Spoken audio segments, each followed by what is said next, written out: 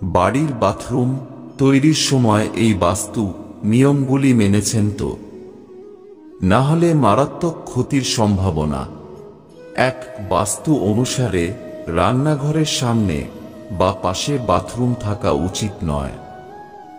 বাথরুমের toilet seat সবসময় পশ্চিম বা উত্তর পশ্চিম দিকে থাকা উচিত। 2. বাথরুম কখনই দক্ষিণ, দক্ষিণ পূর্ব বা দক্ষিণ পশ্চিম দিকে তৈরি করা উচিত নয়। এতে পরিবারের সদস্যদের স্বাস্থ্যের ওপর খারাপ প্রভাব পড়ে।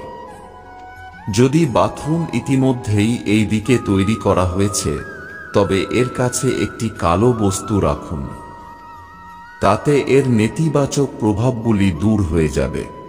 3. দক্ষিণ দিকে স্নানের টব বা শাওয়ার বসানোর চিন্তা বাদ দিন।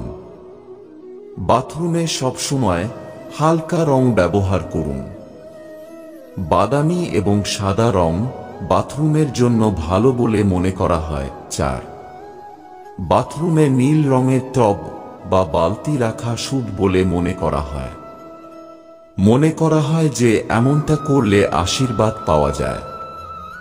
বাথরুমে কালো ও লাল রঙের বালতি বা টব একেবারেই ব্যবহার করা যাবে না। 5. বাথরুমে আয়না এমনভাবে রাখতে হবে যাতে তার টয়লেট সিট দেখা না যায়। এছাড়াও বাথরুম পরিষ্কারে যত্ন নেওয়া গুরুত্বপূর্ণ। 6.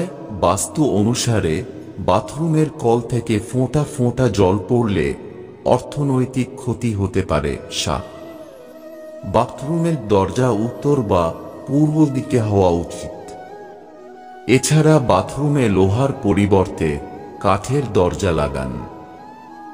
দরজায় দেবদেবীর ছবি লাগাবেন না। বাথরুমের দরজা সবসময় বন্ধ রাখতে হবে। 8. বায়ু চলাচলের জন্য প্রতিটি বাথরুমে একটি জানালা থাকা প্রয়োজন। এটি থেকে নেতিবাচক শক্তি বেরিয়ে যায় বলে মনে করা হয়। মনে রাখবেন, জানালা যেন পূর্ব, উত্তর বা পশ্চিম দিকে খোলা থাকে।